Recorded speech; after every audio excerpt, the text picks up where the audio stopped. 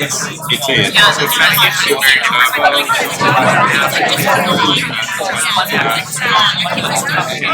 theoretically, I also have he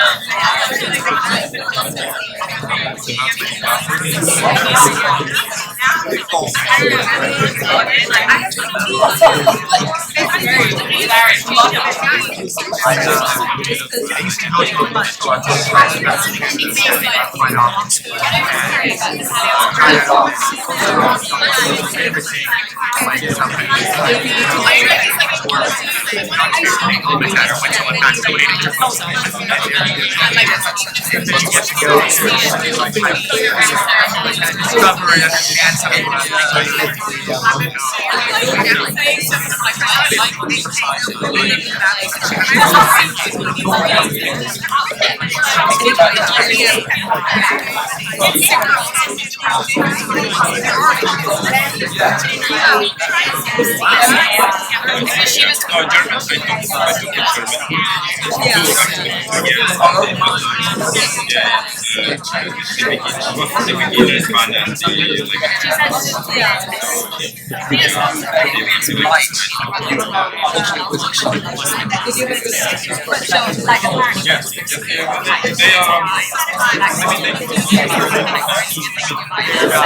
and then they just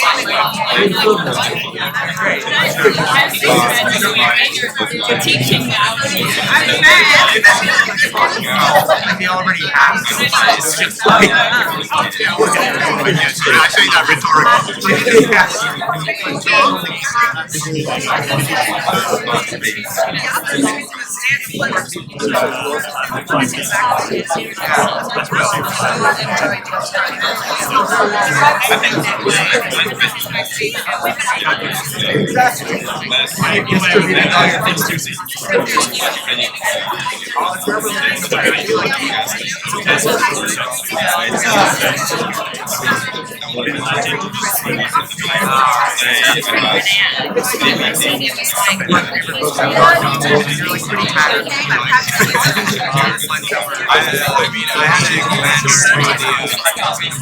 I also had a bad habit. I didn't have a stable place I like living in. So I started looking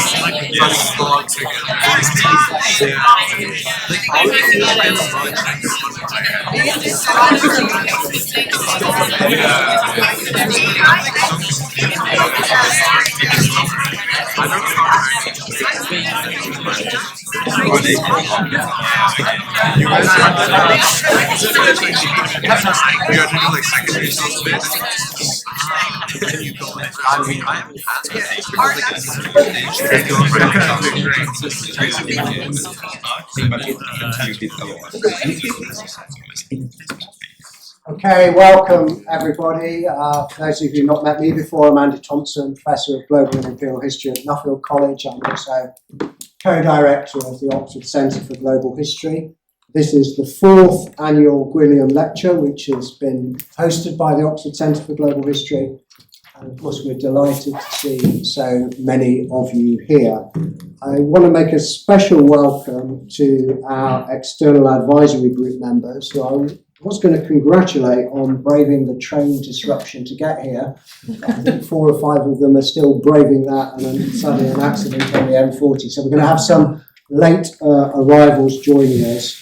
And I also wanted to say a very big welcome to our 2 new cohorts recently arrived of global and imperial history students, our master's students and our doctoral students. It's great to have so many of you with us.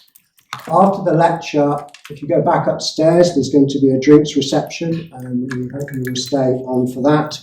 But to introduce our distinguished speaker today, I want to hand over to our recently appointed Vice Chair of Global and Imperial History. Faisal, over to you.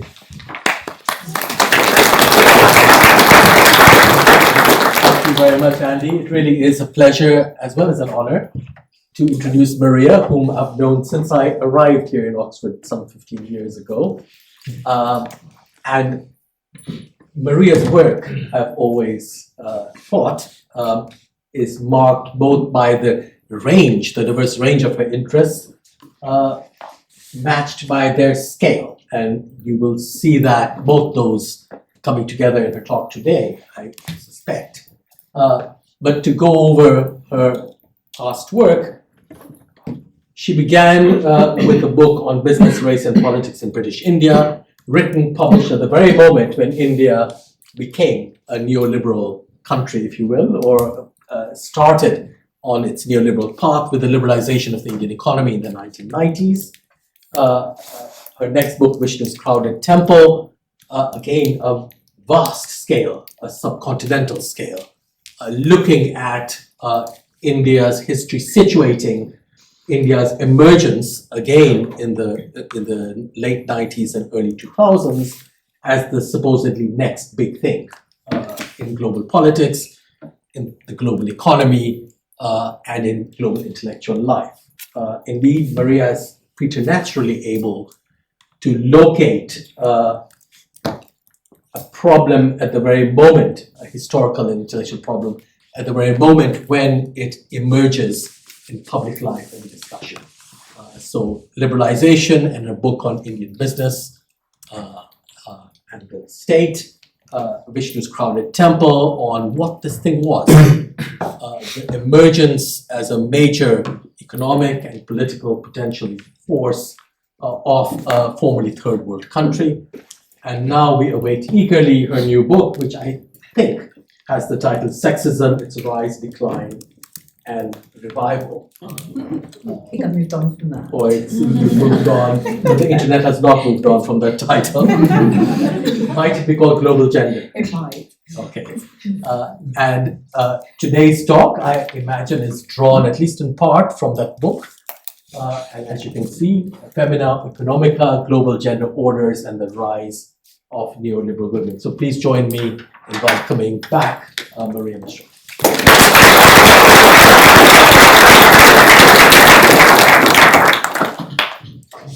Thank you, Faisal, and thank you, Andy, for inviting me. And thank you to Megan, who has helped with all the organisation. And welcome and thanks to everybody who's come today.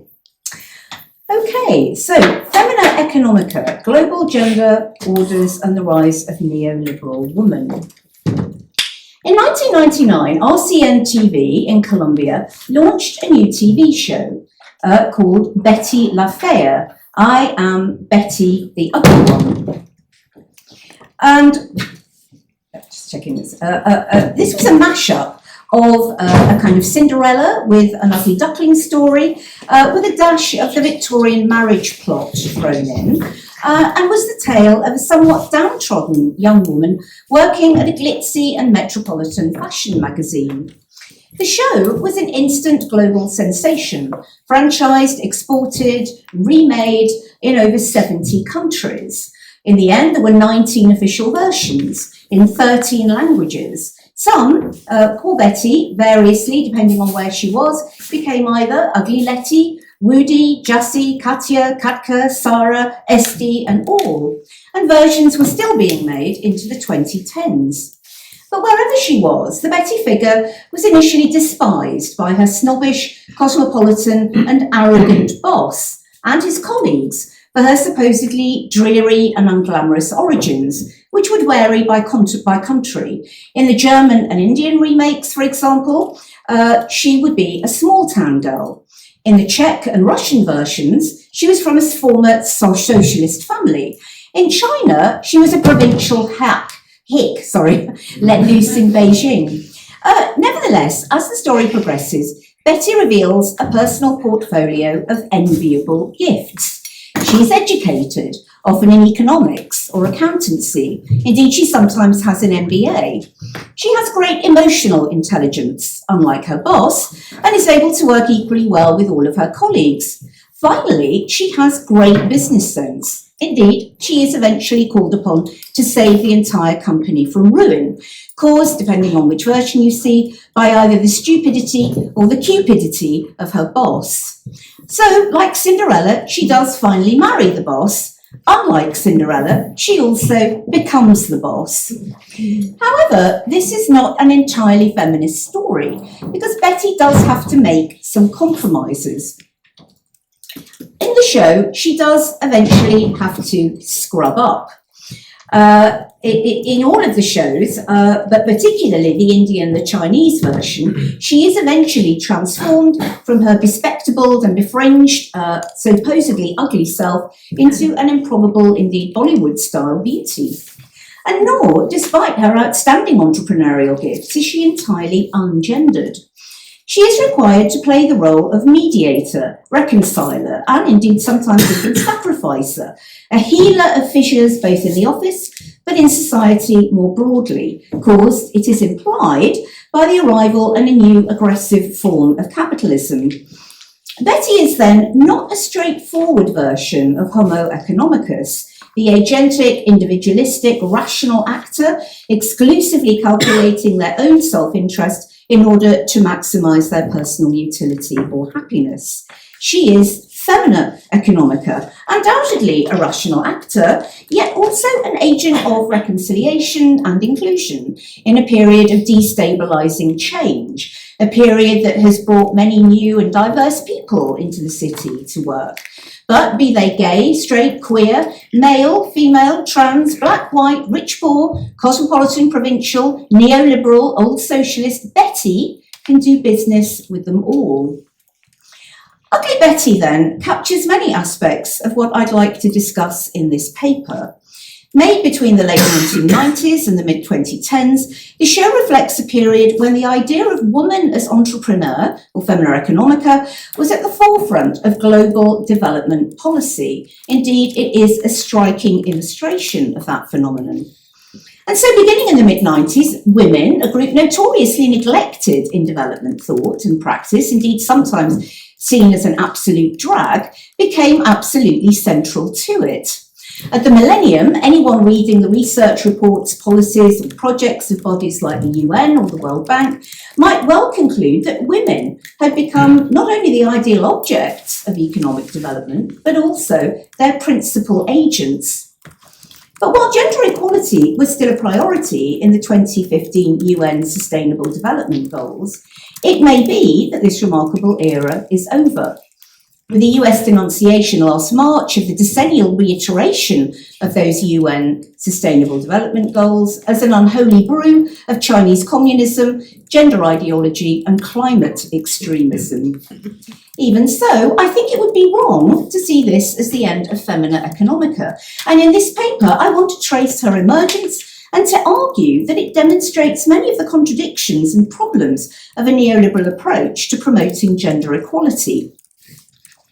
By neoliberalism, I mean an ideology which sees competitive markets and capitalism as central not only to economic success, but also to personal fulfillment.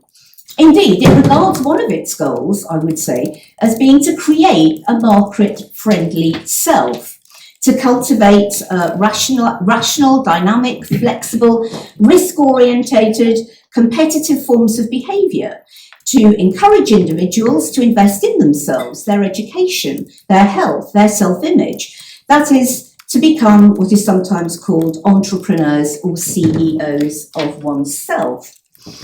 And also to assume responsibility for a large range of issues that traditionally have been catered for by the public sector, such as education and health.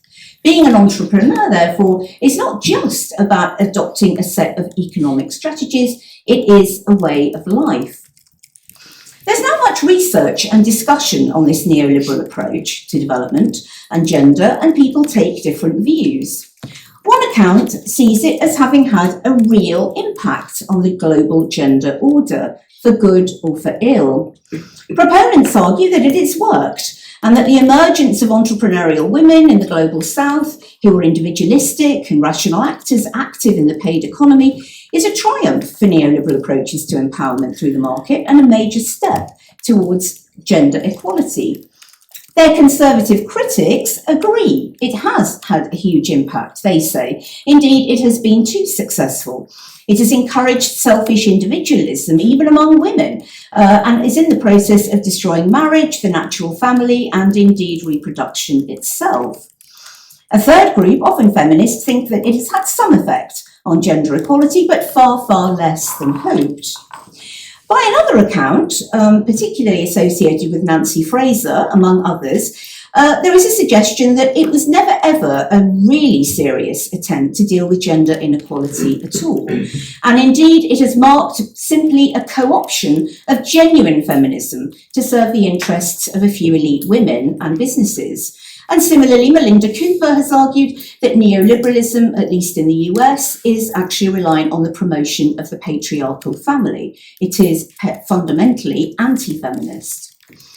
My view is, like the critics, that it's deeply flawed, though, as I think I'll hope to show, its effects are ambiguous. Even so, unlike Fraser, I do think that there were serious and not merely cynical window-dressing elements to this. Indeed, to some extent, there were aspects of a utopian project here.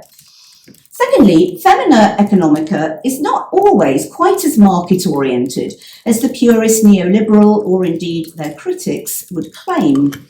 Indeed, unlike the neoclassical economists Homo economicus, who is entirely rational, utility maximising individual, Femina Economica, like Betty, seems to be a more complex and interesting figure, embodying distinctly non-market rationalities, such as altruism, cooperation, and indeed embeddedness in pre-market and even pre-capitalist structures, which are nevertheless now theorised as somehow essential to market-based development. In the rest of the talk then,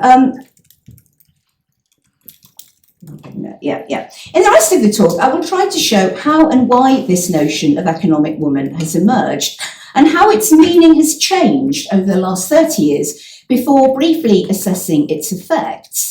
I will begin with a very brief prelude on ideas of gender and development before the neoliberal era. I will then look at what I see as three phases of neoliberalism and its approach to gender and development, and conclude with its effects.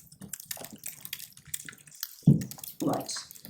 Okay, so to begin with then, the trajectory of Femina Economica in the phases of development. And the high tide of development, I suppose, as a project is generally seen to have been the 3 decades after World War II, an era of high modernist planning where the goal was to transition from predominantly low productivity agrarian to high productivity industrial and ultimately consumer economists. And I think in this era, Femina Economica barely figured at all. If she was middle class and educated, then she might be seen as working to assist focused nation building in gender appropriate roles such as teaching, nursing, possibly medicine, social and welfare work, or possibly even managing projects such as the Ford Foundation's 1952 Scientific Housewife Rural Extension Programme, which was designed to teach US-style domestic science and homemaking to Indian peasants. If she was poor, she was increasingly viewed as a Malthusian challenge, and her lack of education or human capital, as economists would refer to it, and her excessive reproduction were seen, in fact, as major drags on development. This, by the 1970s, was an approach that was coming under severe scrutiny and gave way, I think, to another, which did configure an idea of economic woman. Known as Women in Development, or WID, it took, nevertheless, a somewhat conventional view of what economic women would do in markets.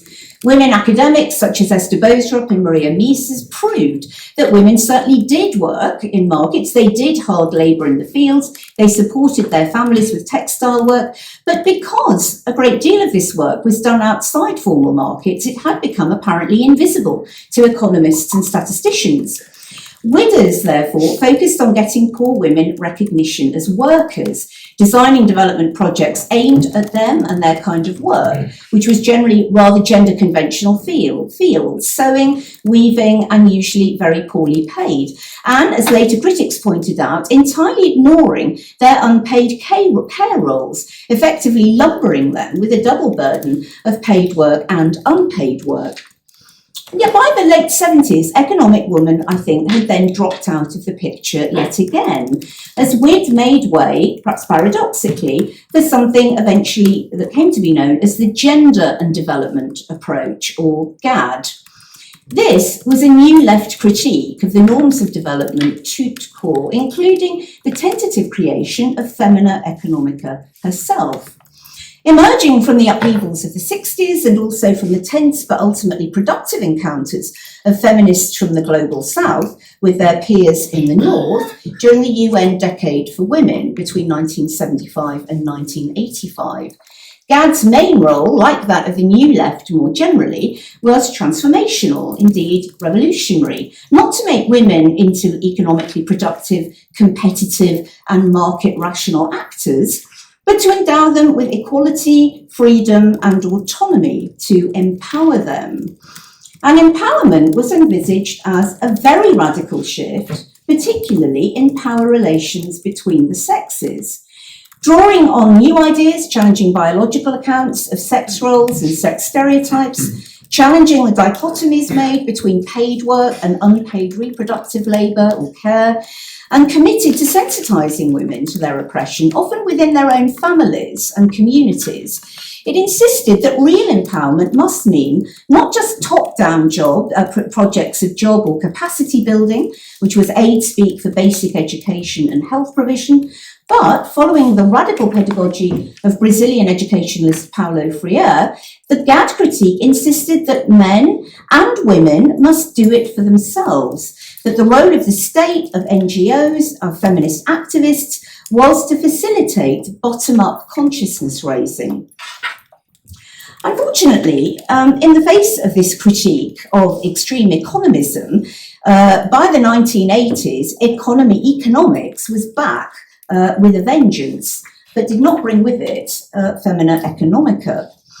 The rise of what some call rollback neoliberalism, often called the Washington Consensus, marked the eclipse of the economic ideas that had underpinned development since the Second World War. The big state as planner, as spender, as developer was now, in fact, configured not as the major driver of growth, but as its main obstacle. The planning state was deemed to have failed and had to be rolled back so that free markets could promote what would drive practices that would drive real dynamic growth and indeed human freedom, or so it was claimed.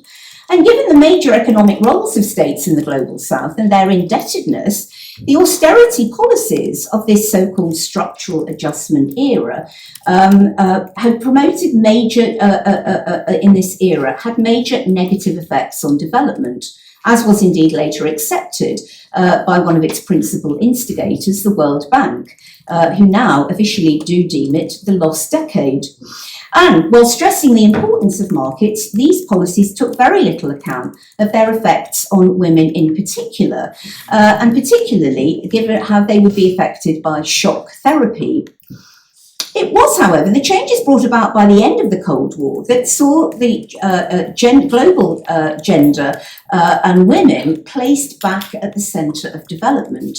Using the GAD critiques and merging them to a degree with neoliberal perspectives on development, a form of what has been called progressive neoliberalism emerged, and with it, something called governance feminism, displacing the state feminism of the 50s and 60s, the idea that the role of women, if they worked at all, was to work in nation building and gender appropriate roles. This was notable for the major role that NGOs and international organisations would now take in promoting gender equality. And I think it is from this period that I would date the real rise of Femina Oeconomica. I think there are a number of reasons for this.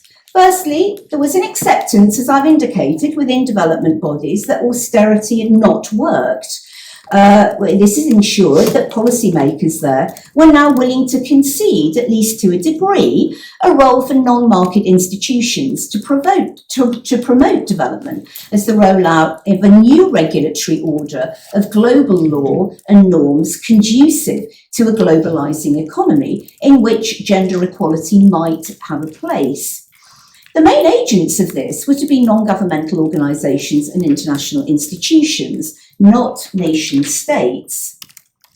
Secondly, a highly effective global feminist movement of networked NGOs played a major role, having successfully pushed a human rights agenda for women, which culminated in its adoption as UN policy at the 4th Conference on Women in Beijing in 1995. They were on a roll and began to press very hard within organisations like the World Bank and the ILO for more GAD-like agendas. Thirdly, I think the experience of the 80s showed that women had suffered peculiarly and particularly from the austerity of that era. A lot of research was done on this. They had, it was proposed, acted as the shock absorbers of the shock therapy, the result of the cutting off of most forms of state support. Even so, it was claimed they had showed themselves to be particularly resilient in keeping their families and their communities afloat. And it was this capacity that stimulated a new interest in the supposedly untapped potential of poor women as economic actors. In this context, several development economists, influenced by GAD activism and ideals, sought to combine neoliberal economic theory with GAD-type goals, positing that Femina Oeconomica as a main driver, as in her form as a market-oriented figure, a main driver of development. Central to some of this thought, in my opinion, is Amartya Sen. One of the major figures here who was significant in this fusing of neoliberalism with GAD agendas. Sen, as I'm sure many of you will know, was a Dhaka-born scion of the Bengali intelligentsia and shared many of GAD's critiques of conventional development, and particularly of their effects on women. He had witnessed the 1943 Bengal famine firsthand, and he too, as he subsequently wrote, had marvelled at women's resilience and resourcefulness in that crisis. He was also, like GAD, very critical of top-down development projects, most notably of the Indian forced sterilisation campaigns of the mid-1970s. He also noted that the obsession with family planning was ignoring the real demographic scandal in South Asia, which was an estimated 100 million missing women, the result of sex-selective abortion and the neglect of female health and nutrition. Developing states and development models, he argued, by focusing so narrowly on GDP, growth, on income, productivity, on consumption, had barely begun to touch the complex web of discriminations that hurt the poor and particularly women. Sen argued that international development could therefore not only be about economism, it must incorporate an ethical project. Citizens could not only be accorded formal or legal rights or entitlements, they must be empowered with the capabilities to genuinely use those rights. And in his famous work, Development as Freedom, in 1999, he argued that it was the role of the state not to develop top-down transformational projects and impose them on their populations, but to empower individuals so that they could develop their personal capabilities in order that they might realise their own self-formulated life goals. This empowerment, then, was the purpose of development. Sen, however, was not merely a philosopher of development, he was also an academic economist. Indeed, he went on to win the Nobel Prize for Economics in 1998. And Development as Freedom had emerged from a series of World Bank lectures. He was therefore very well equipped to transpose his capability and empowerment ideas into the language of rational social choice theory and efficiency evaluations, thus bridging the ideological gulf between GAD-style thinking about gender and that of the World Bank and neoliberal theorising about the family, women and economics.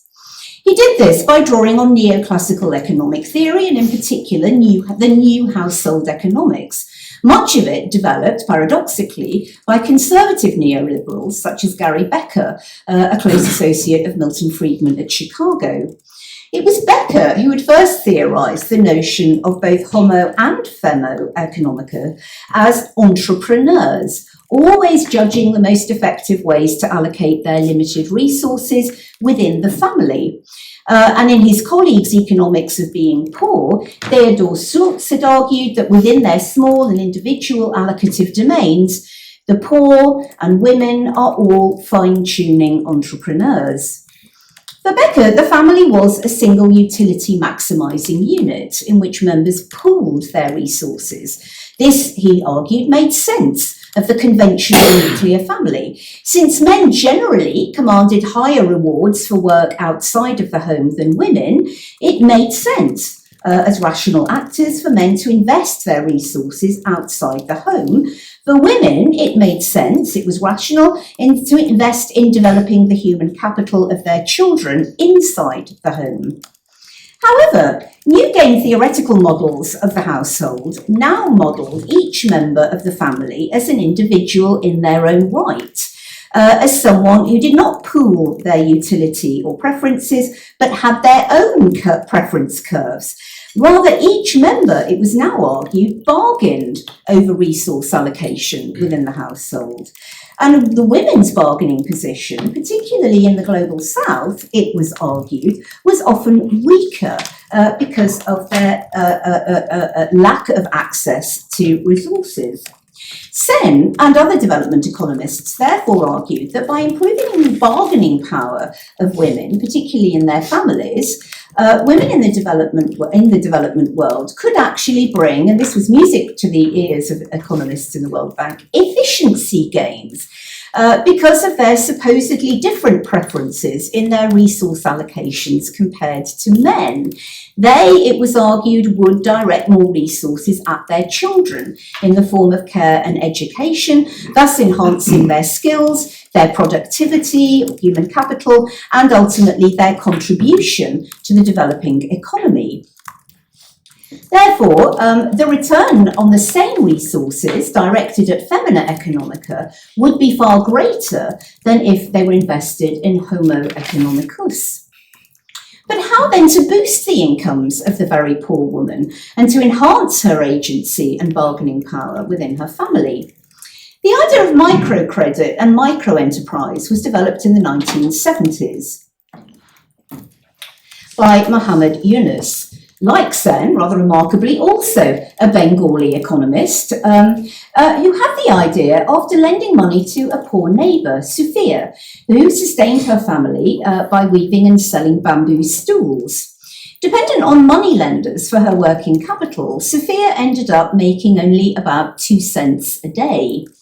Eunice, by the mid-70s, had developed a scheme. He would borrow money on his own account from a bank, and he would then lend it on, but not to individual women, rather to small credit circles of women who would stand as guarantors for one another. He found that the repayment rate on this scheme was extraordinarily good. It was 98%. Whereas the return on private sector loans in Bangladesh to individuals was 30%. This example, however, illustrates a rather deep ambiguity and indeed possibly contradiction in this concept of the new Femina Economica. She is, of course, imagined under the new household economics as in part a modern, rational individual actor. And yet, of course, the success of microenterprise depended on her being deeply embedded in non-market rational networks. In other words, the very connectedness of the poor woman to supposedly pre-modern and embedded modes of life, which led her into these cooperative and collaborative engagements with other poor women, were the result of her exclusion from the modern economy, but could now, it was argued, be instrumentalised for economic use. Theorised in this way, microcredit went on to become a major tool of mainstream development, and by the late 1990s it had become the model for lending to poor women globally, from rural Bangladesh to downtown Chicago. Hailed as the solution to women's poverty and disempowerment, microcredit was the perfect hybrid of neoliberalism and GAD idealism. Improving women's human capital or capabilities with a tiny loan would release their innate entrepreneurialism, and with it then virtuous cycles of local and eventually, it was hoped, regional and national economic growth. It would also improve their own personal bargaining positions within their families, and would therefore, it was hoped, empower them and bring them autonomy and greater agency and status. So the genius of Sen was to link the alienating and instrumental economistic language of utility preference curves and social capital endowments with a rhetoric of empowerment, capability and freedom. This could appeal, on the one hand, to the hard-nosed economists in the World Bank, charged, mandated to only act when they had proof of efficiency gains and productivity growth, while still inspiring those more interested in the transformation of gender power relations more broadly. But part of his achievement was based on a certain fuzziness of language. Sen, and many like him, used this term empowerment in rather different ways. To some, it would suggest real changes in gender relations. Women would be empowered in their families against patriarchy. But it also was used to imply the instrumentalization of women's altruism or collectivism in order to produce economy-wide efficiencies and productivity gains. So at the same time, the issue then of how individualistic and how collectivist Femina Economica was delightfully blurred.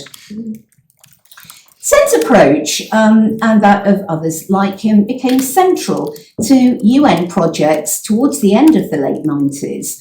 To shift the global gender order. Indeed, it became part of an enormously ambitious project to get commitments from all nation states globally to the so-called UN Millennium Development Goals, which also included poverty alleviation, human rights implementation, and climate action. However, there were disadvantages in becoming involved in such a high-profile international effort. And in the horse trading necessary to secure a UN consensus for the Millennium Development Goals, Femina Economica was something of a casualty. Commitments to gender equality got rolled up.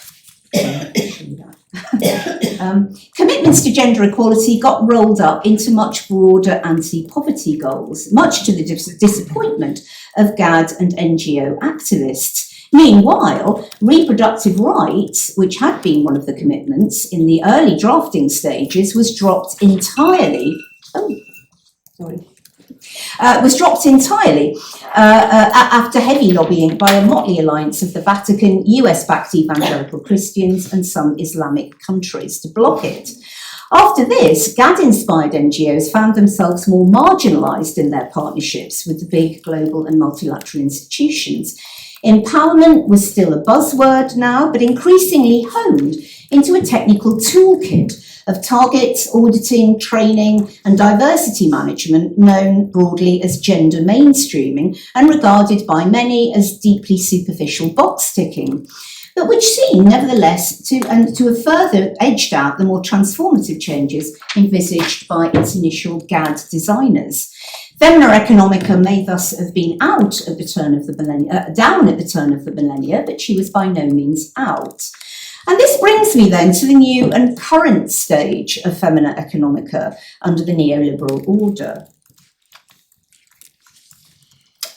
Will the revolution be made by a 12-year-old girl? This was the question posed by the Nike Foundation's Girl Effect video, premiered at the World Economic Forum in Davos in 2009. The video continued. The world's a mess, it declares. Poverty, AIDS, hunger, war. It then asks, what if there's an unexpected solution? Not the internet, not science, not government, dramatic pause, but a girl. But how? Well, first remove obstacles to empowerment. At this point, words such as flies, baby, husband, and HIV flashed up on the screen. Let's put her into a school uniform. Let's buy her a cow with a loan. And let's use the profits from the milk to help her family. And pretty soon the cow will become a herd. She will become a business owner who will bring clean water to her village. The men will respect her good sense and invite her to join the village council, where she will convince everyone that more girls need to be given her chances. The village is soon thriving. It finishes, multiply that by 600 million girls in the developing world and you've just changed the course of history. Invest in a girl and she will do the rest. This then, of course, is serious girl power, the magic bullet to solve sexism, development and world poverty all in one go. The Nike Foundation partnership with the UN and the government of Liberia is one of the best known examples of the next iteration of Femina Economica. The partial defeat of GAD empowerment by a mix of religious and pro-family conservatism, backed now by the Bush administration, and the anti-governance and anti-democratic approach of Bush appointees to head the World Bank, notably Paul Wolfowitz and Robert Zoellick, necessitated by the early 200s a pivot to partnership with business in order to advance its gender agenda. In 2007, the bank launched its new Gender Action Plan. Investing in girls and women is not just the right thing to do, it's smart economics, it was announced. With far much less stress now on the bureaucratic toolkit of gender mainstreaming, there was now a much more intense focus on partnership with the private sector via the World Bank's International Finance Corporation, the IFC. And central to this was the idea of the female entrepreneur, now seen much less in her micro and much more in her macro manifestations.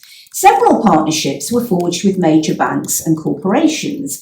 A very famous one was the Goldman Sachs 10,000 Women project, designed to get women MBAs. There were also efforts to get third world women significant amounts of financing for startups, for small businesses and SMEs, and a very big push for legal reform to remove any kinds of discrimination still suffered by women in the market. And as some critics have observed, much or some of this was clearly opportunistic and indeed even exploitative. As the financial agency Bloomberg observed, girls are the last emerging market.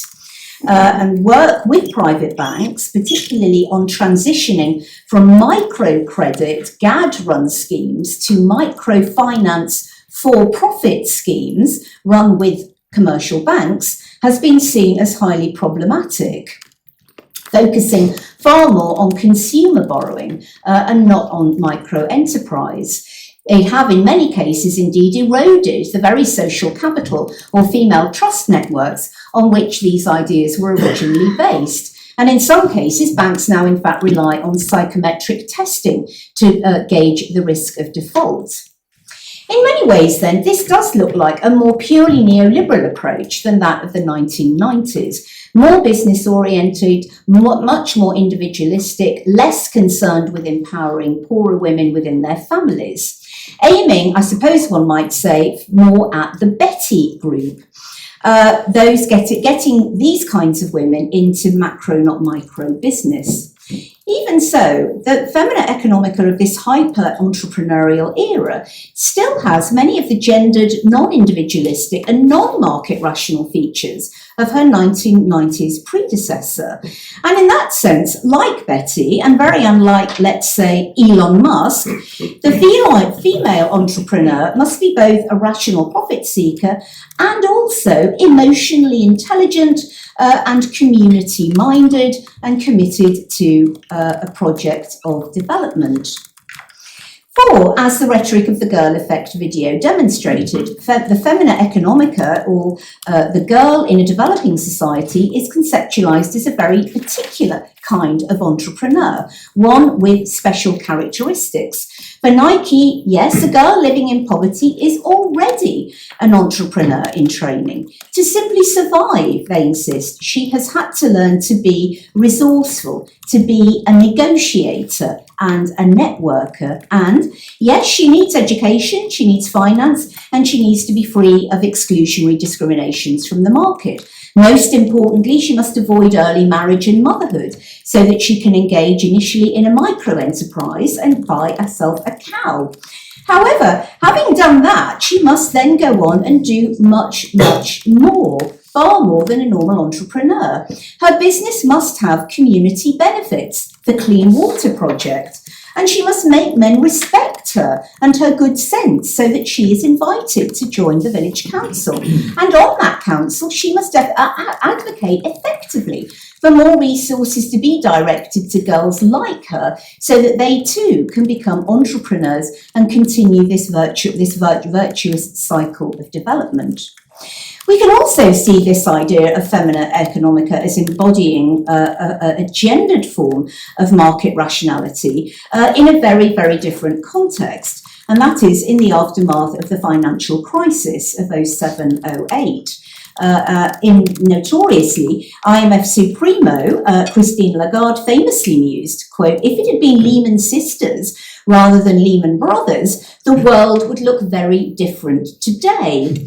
And it soon became common to argue that the crisis had been caused by reckless and indeed irrational risk-taking by men, whereas Femina Economica would be far more responsible and indeed far more rational because, and indeed, she was more averse to risk. This became an opportunity to present, admittedly in rather Bowdlerised form, a great deal of research, some of it funded by the World Bank, in the popular press, much of it purporting to show measurable differences between male and female attitudes to risk. These somewhat controversial studies showed that men, to give one example, behaved in a far more risky, reckless way as financial traders early in the morning when their testosterone levels were allegedly very high.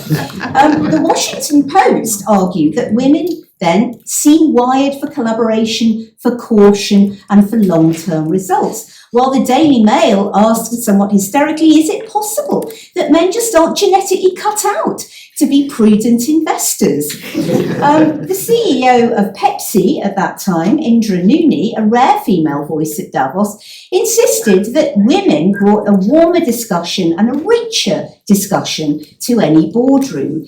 Clearly then, the way to prevent future crises was better gender balance, or as one writer put it, to achieve the right asset to estrogen ratio. And so, in a striking reversal of neoliberal norms, feminine risk aversion, previously interpreted as a great drawback to a woman in a financial career, was now celebrated as due caution, whereas masculine risk-taking, previously seen as their greatest asset, was now seen as one of their largest liabilities. The vision of woman as the tamer of dangerous, masculine, irrational animal spirits took quite literal form, with the brief appearance of a 50-inch high bronze statue called Fearless Girl, facing the equally resonant and much, much larger Charging Bull bronze that stands opposite the New York Stock Exchange. It appeared, as I say, only for a few weeks in November 1917. Its sculptor, Kristen Visbel, had closely followed her corporate clients' instructions. What they wanted, they said, was a depiction of a young girl striking a deliberately brave but not belligerent stance. What all of this shows, I would suggest, is a fundamental contradiction in the concept of Femina Oeconomica. On the one hand, she is an individualistic and utility-maximising rational actor. On the other hand, she is an altruistic community builder who is a risk-averse investor, socially embedded collaborator with possibly collectivist tendencies. Such a chimera is necessary, of course, in order to resolve the contradictions in a neoliberal model, both for economic development and for the pursuit of gender equality. One major problem with this model has been the state's withdrawal from any responsibility for care, and even sometimes from the provision of basic health and education services. And women have clearly been implicitly expected to pick up the slack here, while also assuming the role of, as the UN claimed, after the COVID crisis, the engines of development and recovery. And in the course of all of this, also to seek self-fulfillment. At the same time, of course, they're also implicitly regarded as the integrators and harmonisers of cultures and communities that have been disrupted and disorientated by rapid globalisation. A good example here is a World Bank project from the early noughties, launched in Ecuador and designed to persuade women to take jobs in the poorly paid and stigmatised because not respectable flower industry. The problem was that at certain times of year, work in the industry was simply and absolutely incompatible with any domestic care responsibilities. The World Bank, therefore, designed an ancillary project to the one encouraging women to move into these jobs, to encourage their unemployed husbands and boyfriends to take over household and caring duties. To the women, the argument was made that taking these jobs would bring them personal freedom. It would also bizarrely make them more attractive to men, and would give them, therefore, more autonomy and control over their love lives, a rather ambiguous promise, particularly given that the men were told that by becoming more loving and attentive house husbands and taking over some of the responsibilities of care, they would be filled by more satisfying and loyal marriages. Unsurprisingly, this did not work and led to a certain degree of conflict. So, Femina Oeconomica, like Betty, has had multiple burdens to bear. And this explains, I suppose, to a large extent, the very mixed picture of the success and failure of these programmes since the 1990s. This is going to be very superficial, I'm afraid. For instance, just to give you a snapshot of the vast amount of ethnographic research available, microcredit schemes on the whole do not seem to have significantly enhanced women's bargaining power in their homes. In only a very few cases have they been shown to have developed and grown into anything beyond very low-level businesses. And in those cases, they have usually been helped by GAD-style NGO assistance. Many women interviewed, in fact, say that they, far from feeling that they've been empowered within their homes, they have often felt coerced because of their mediating role in being able to acquire these loans for their families, and have often handed them over to other members of the family and not had the autonomy to decide on how they are dispersed. At the other end of the spectrum, a recent ethnography in Nigeria of the impact of the Goldman Sachs 10,000 women, this time on a very different group of very commercially successful women, many of whom in fact have become millionaires and become part of a transnational female entrepreneurial elite, nevertheless noted that they did not feel that this had really significantly altered their relationships with their husbands. Indeed, they felt that what governed their relationships with their husbands and in their households were broader norms, expectations, and notions of respectability within Nigerian society. This was echoed in India too, where again a generation of highly educated and successful middle-class women have ended up in STEM and Silicon Valley related jobs in the diaspora, and nevertheless still expected that they should show deference to their in-laws and organise, if not do, all care work. The only difference, I suppose, with the Nigerian women is that many of them insisted that they now felt that they were choosing to do this. This is what they wanted. So maybe. In India, more generally, changing attitudes to gender equality have been very slow. Unlike China and East Asia, marriage rates remain very, very high, as they do indeed in Nigeria. It is almost unheard of in India not to marry, whereas marriage rates in East Asia are plunging. Research on dating sites from as recently as last year suggested that men tended to think that once they married, women should stop working. And of course, work itself is no magic bullet for the achievement of gender equality. A great deal of research shows that work itself is part of the gendering process. It is often highly segregating according to culturally established gender norms. There are some signs of success. In the Caribbean and parts of West Africa, there seem to be more genuine women empowerment through business and entrepreneurship. In the Caribbean case, of which there is a famous case study, there are even examples of women apparently feeling that they can adopt, if one likes, the habitus or the manner of men, of being more assertive without losing their reputations. And yet, interestingly, in both of these cases, the other is Ghana, this does seem to be cases where there were already pre-existing traditions of women's enterprise and working outside the home. We do also find some broad changes in attitudes, even in countries like India and the Middle East and North Africa, where female participation rates in paid work are very low. Among poorer and lower middle class groups, there is far less objection, for example, to their daughters working. Even so, it is unclear how much of this has been to do with the effort to promote feminine economica, or indeed development programmes more generally. Some research suggests that a greater driver of attitudinal change is culture, and there are several studies of the impact of telenovelas like Ugly Betty on attitudes to relationships within the home and between men and women.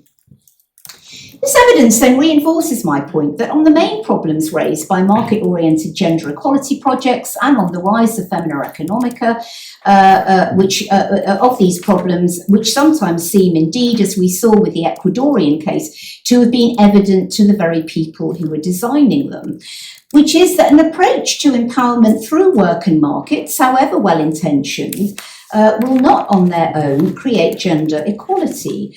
This is partly because economies need to be embedded in local cultural conditions. They need to have legitimacy. They also need to address basic issues of social reproduction and care. And the idealised but chimeric Femina Economica cannot resolve all of these contradictions raised by radical market reforms and the insistence on only market-based solutions. But whatever the successes or failures of the idea of Femina Economica, the whole episode is nevertheless an extremely interesting one from the perspective of global history and gender history more generally. I'm currently completing a history of global gender over the longue durée, focusing on particular episodes in which gender relations or orders have changed, or at least efforts have been made to change them.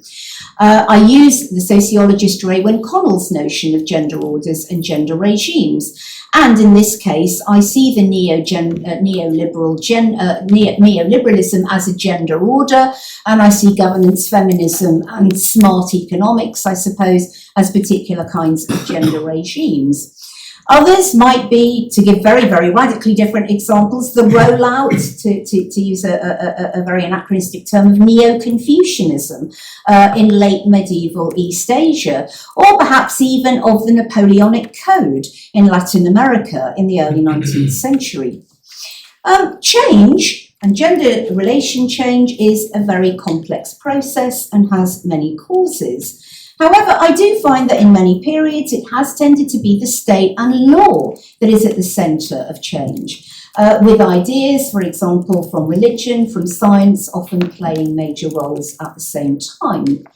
What is interesting and indeed unique about this episode is the effort to put market economics at the forefront of gender change, and also to try and effect such a radical change of gender orders at a global level. Where Femina Oeconomica goes in the future is, of course, very difficult to say, given the major backlashes that we are currently enduring against so-called gender ideology and efforts to reinforce marriages and traditional families.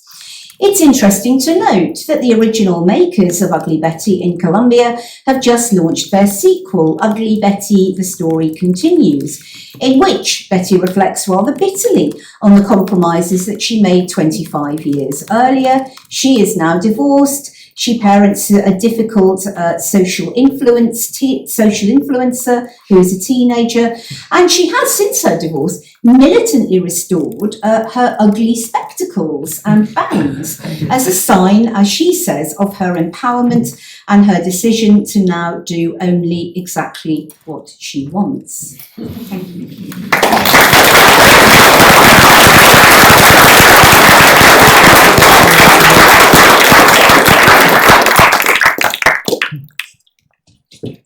Thank you, Maria. I think those of us who know you well will not be surprised if your